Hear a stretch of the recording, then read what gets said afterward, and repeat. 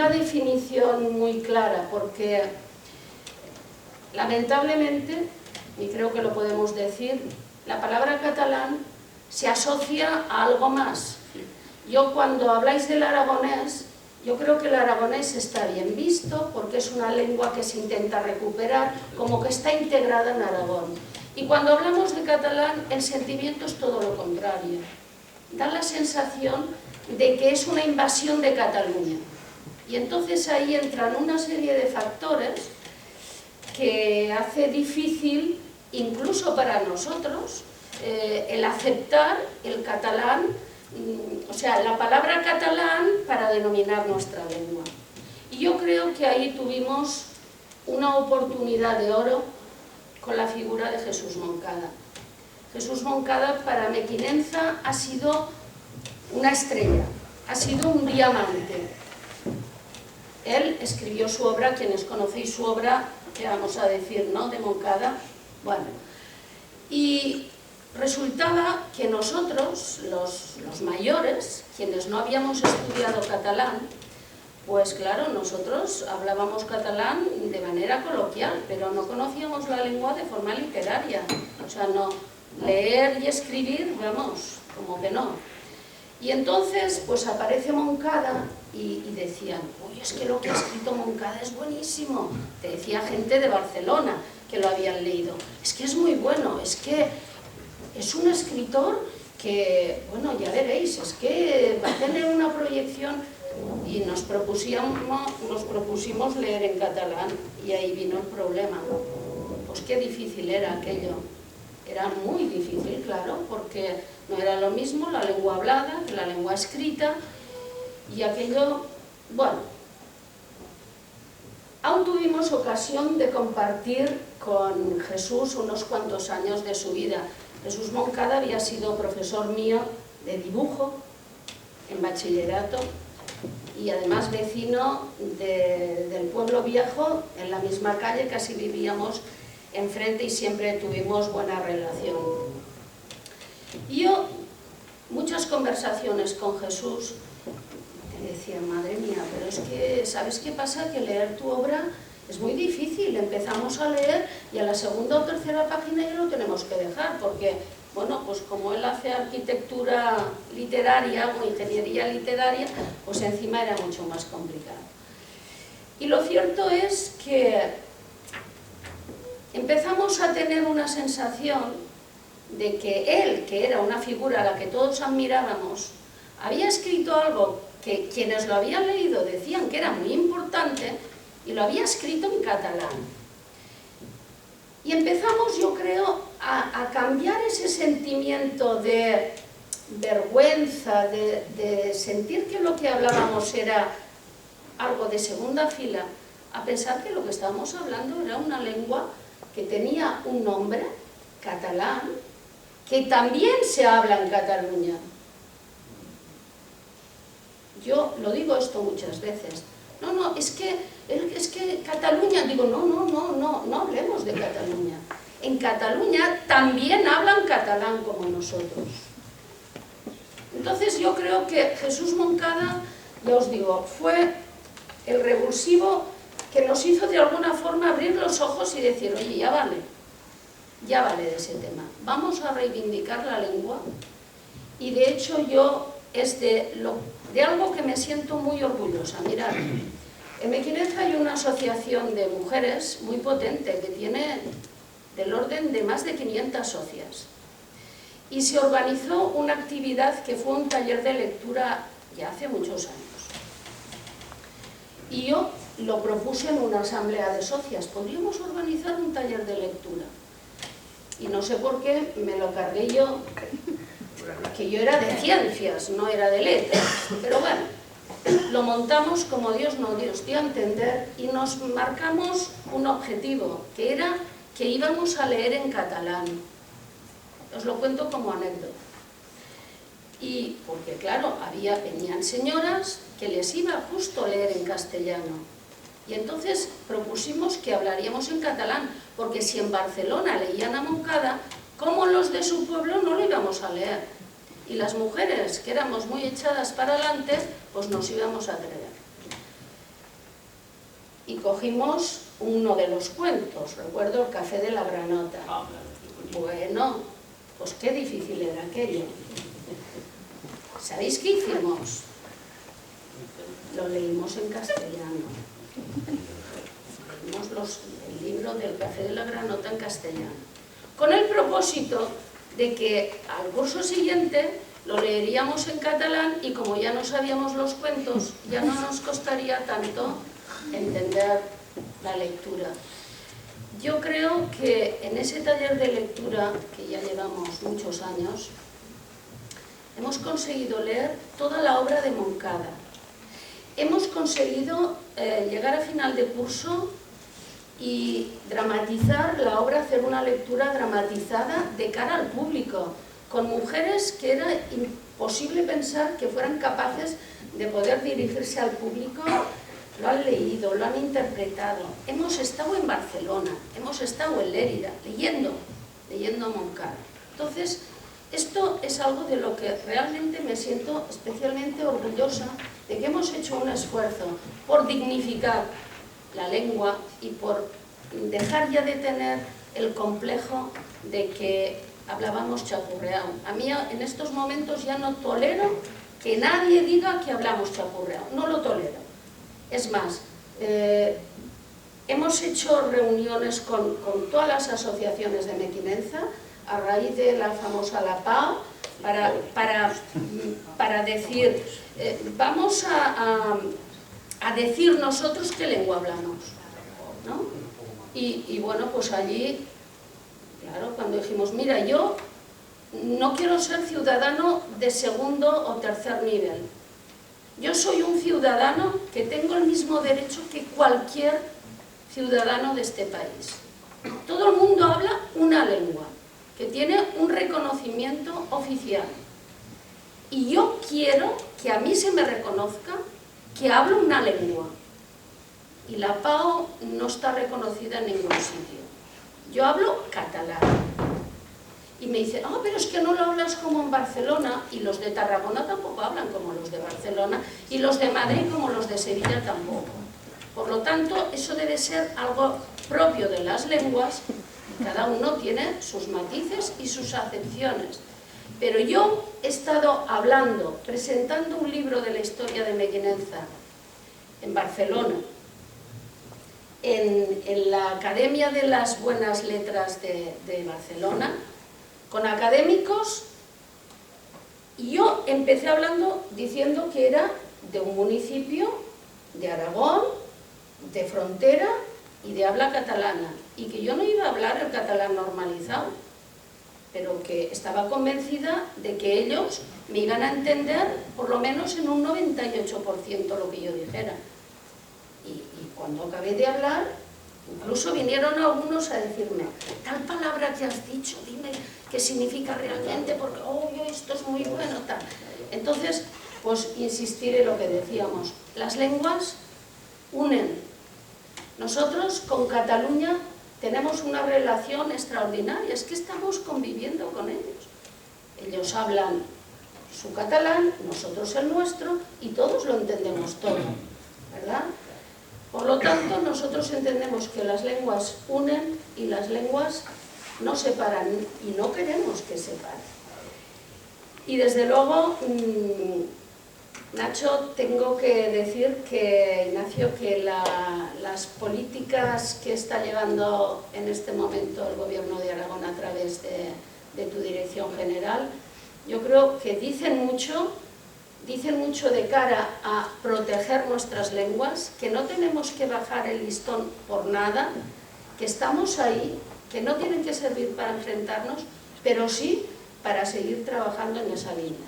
Nosotros hace 15 días tuvimos una magnífica actuación de teatro y de representación para niños en catalán, gracias a una subvención de política lingüística, como ya en su día hubo, que luego se retiró y tal. Pues bueno, yo creo que tenemos que seguir trabajando en esa línea y nosotros andamos por ahí, luchando y defendiendo, sin enfrentarnos, sin acritudes, sin problemas, pero cada uno en su sitio y teniendo muy claro que hablamos catalán y los catalanes también hablan catalán.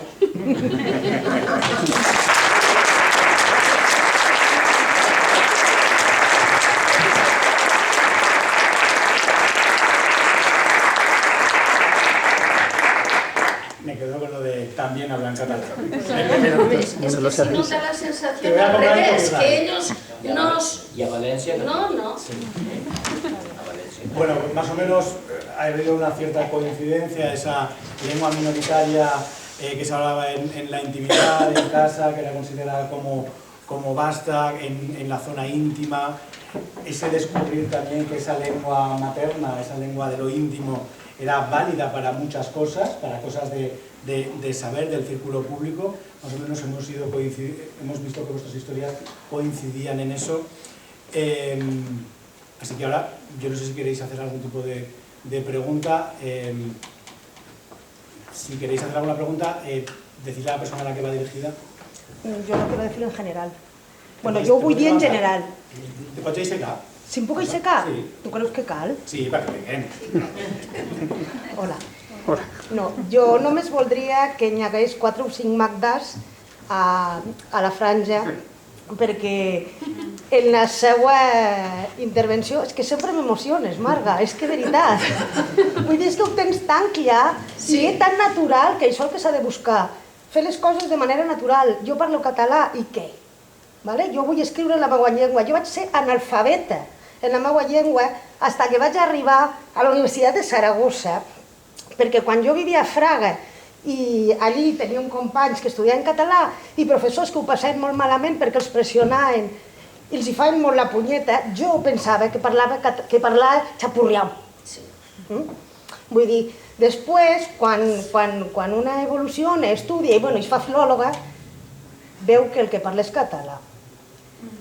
I la sensació de ser inculta, completament analfabeta en la nostra llengua, és el que hem de mirar d'eliminar dels nostres alumnes, dels crios que tenim a les escoles, tant en aragonès com en català. I sí que jo animo a... Bueno, jo voldria que sempre hi hagués una direcció de política lingüística que lluités per les nostres llengües com la que hi ha ara i penso que s'ha de fer això, les dues llengües, l'aragonès i el català, sempre una endavant i mirant d'aconseguir objectius i sobretot de no acotxar el cap davant de res i molt menys del garrulisme.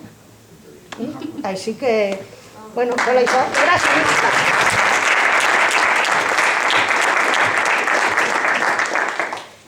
¿Alguna pregunta más? Sí, ¿en qué lengua tendríamos que dejar la palabra chapurrear? ¿En qué lengua tendríamos que dejar la palabra chapurrear? Esa palabra también ha nacido.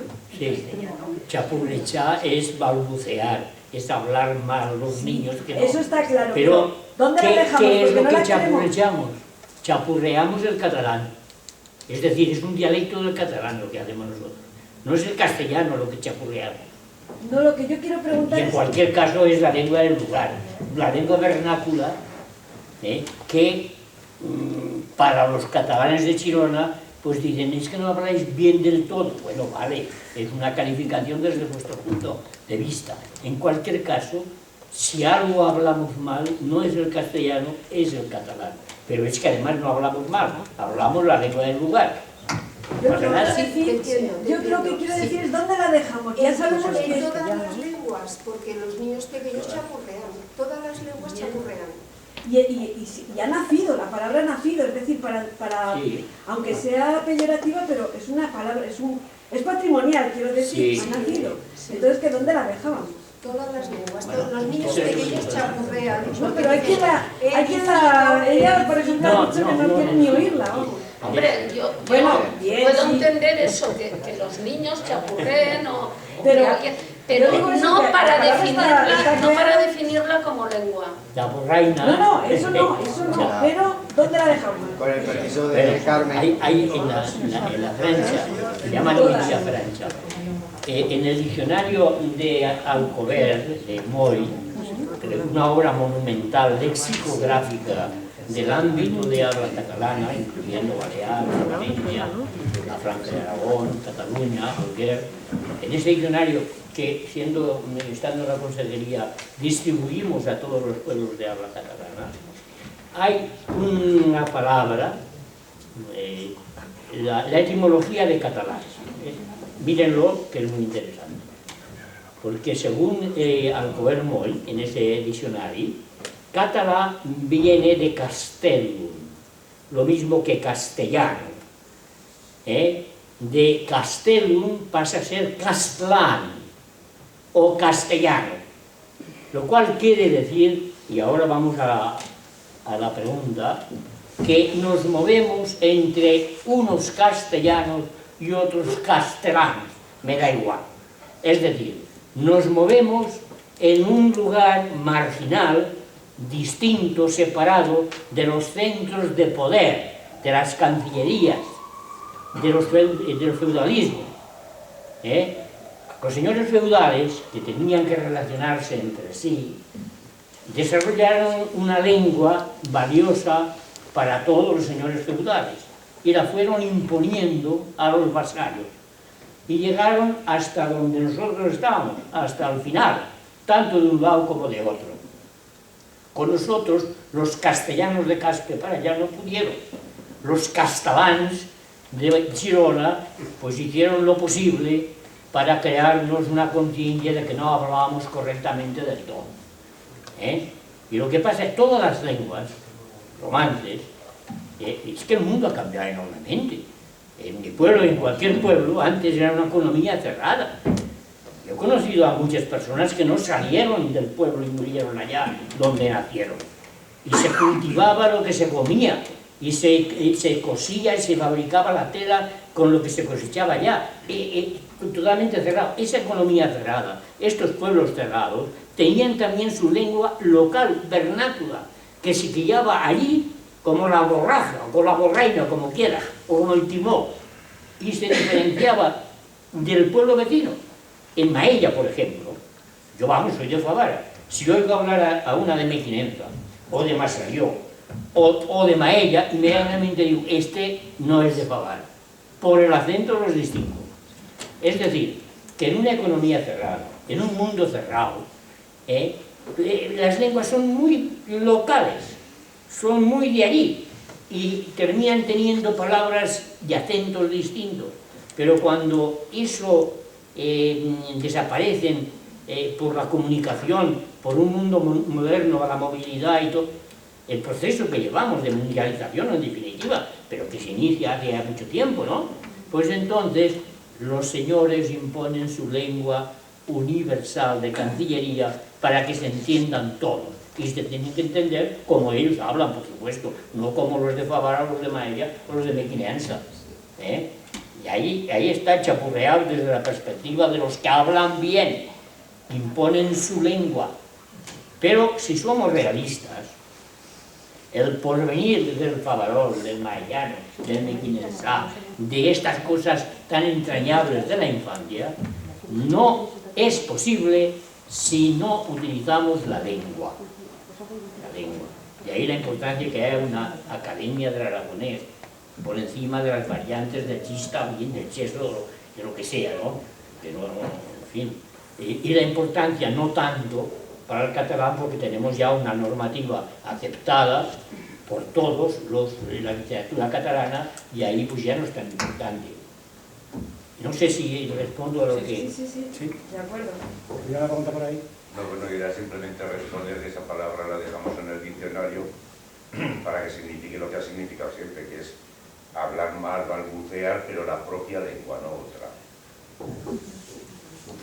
Quería decir que la denominación de chapurreado, chorreado, desde luego viene desde la lengua dominante, lógicamente. Y será el caso, y pues decía con la veña de Carmen, que el León, a la zona gallego hablante de León, también le llaman chapurreado. Entonces, esa perspectiva es desde la lengua dominante, en este caso el castellano, la que domina. Gracias. ¿Sí, había una pregunta por allí? Soy Carmen, nos conocemos, pero Ah, sí. a mí me gustaría aportar también de la experiencia y de decir de cómo la lengua no tiene una frontera. Yo soy de Alcañiz, entonces sí, me habéis animado a decir que mi abuelo cuando se levantaba siempre decía, está la boira, como si fuera alguien, ¿no? La boira, que era la niebla, personificando. Entonces luego también otra cosa es que yo pensaba, también como vosotros, que nosotros hablábamos mal porque nosotros decíamos la Carmina, El Salvador. Y luego me he enterado que claro, que es que lo decimos así porque en catalán se dice con el artículo, ¿no? Pero teníamos un complejo, porque decíamos el, la y todos estos. Y justo hace 2 días, mi hermano, que va a tener una nieta en Londres, me decía, yo la primera palabra que le voy a enseñar es suicida. Y digo, bueno, que lo decía como para provocar, pero quiero decir que hay, bueno, para provocar y porque le hace gracia, ¿no? Que hay muchas palabras que estamos en Alcañiz que no hablamos catalán, pero que son del catalán, o sea que es que la lengua va que fluye, ¿no? Y luego, finalmente, os quería preguntar lo de la música, que lo habéis dicho, pero ¿cómo se rescata la música? Porque es distinto al acento. Yo me acuerdo que había una canción y eso, y había unos que decían, por ejemplo, vamos a cantarle a la Puellos. Eso es una música que, a ver, o en la película de Ken Loach de Tierra y Libertad, hay una, cuando el entierro, que grita, y grita con el acento de Alcañiz, que grita madre, pero yo no lo sé decir, pero cuando lo oí dije, este es el acento de mi vida. No el acento, la música de las mujeres de mi pueblo. La entonación. Sí, la entonación. ¿Cómo rescatamos la entonación? Es importantísimo, porque como decía Pepe, nosotros distinguimos si uno es de Valdeltormo, si uno es de Maella, si uno es de Favara, y son pueblos que están a 10 kilómetros de distancia y que tenemos prácticamente el mismo vocabulario, porque en las lenguas existe algo, no solamente el habla de cada pueblo, existe también el idiolecto, es decir, el habla individual, y existe también el habla familiar, incluso por familias, si tú vas a distintas familias, utilizan distinto léxico. Yo no le llamaría un léxico vulgar, sino que sería un léxico propio familiar. La prosodia es muy importante y desde luego a los aragoneses, yo cuando voy a Castilla, donde vive mi familia, enseguida me nota que soy mañica porque digo, ¡ay, qué mágico! ¡Ay, qué bonito! Enseguida notan, es la prosodia. Y es importante porque se ha investigado poco y se ha trabajado poco la prosodia. Y para mí, porque María Antonia Martín Torraquín me la hablé, para mí es muy importante hacer estudios profundos de la prosodia, que además enriquece mucho también, como la música, es la musicalidad. Me encanta ir a las Islas Baleares porque me encanta hablar como oigo el mallorquín, esa casa, esa mar, esas cosas, tiene otra tonalidad. Y otra anécdota, yo estuve viviendo un mes en Heidelberg y me presentaron a un turco, que era hijo de un militar pudiente en Turquía y había tenido una buena formación y una buena educación. Y me recitó un poema en turco.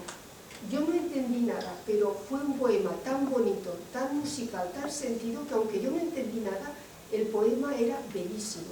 Por eso es muy importante la prosodia. Incluso el tono que utilizamos cuando nos comunicamos, el tono dice mucho. En Castilla te ven por la calle y te dice bueno. Ese bueno puede ser un bueno, puede ser un bueno que le vamos a hacer, puede ser... Es decir, que la prosodia dice más que lo que realmente indica la propia palabra o el propio léxico. Es una aportación muy buena la que has hecho. Sí.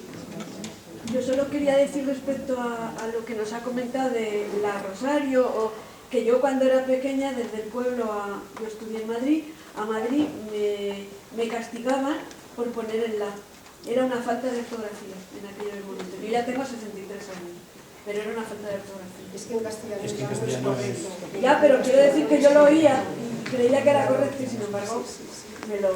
Es que falta de ortografía y ya está. ¿Alguna pregunta más?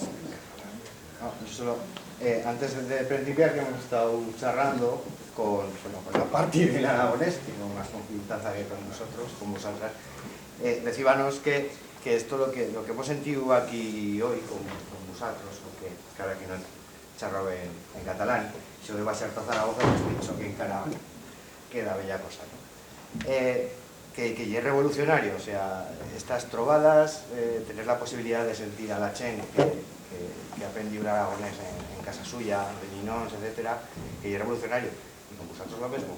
Y fue una pregunta al aire, si esto con un formato más ligero no cuyiría en Aragón Televisión, por ejemplo. ¿Y aquí? ¿Quién quiere responder? Yo mismo, depende de las taras que estés dispuesta a pagar, como todo en la vida. Yo mandé mi proyecto de película a Aragón Televisión para una posible subvención que había para cortometrajes y me dijeron que no era interesante.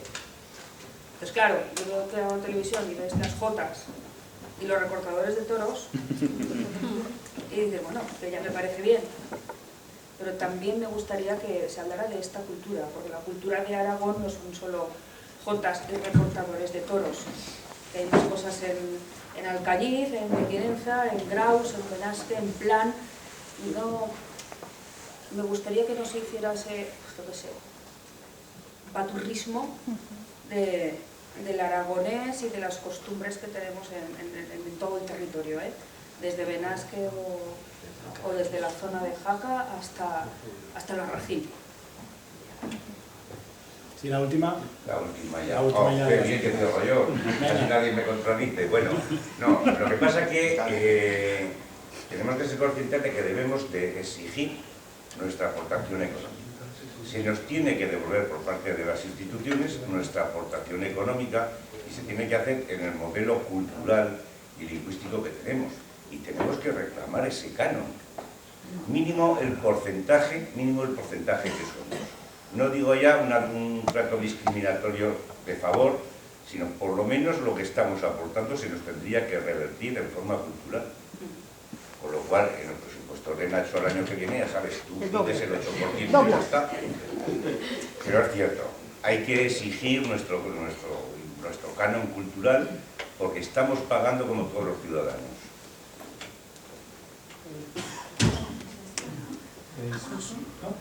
Cerramos, ya que hablamos de medios de comunicación, cerramos esta mesa de vivencias, de historias. Lola Gracia, José María Sartué, José Solana, José Bada, Carmen Alcover y Magda Godia. Cerramos esta charla, hacemos 5 minutos y empezamos con medios de comunicación, precisamente un poco al hilo de lo que contamos.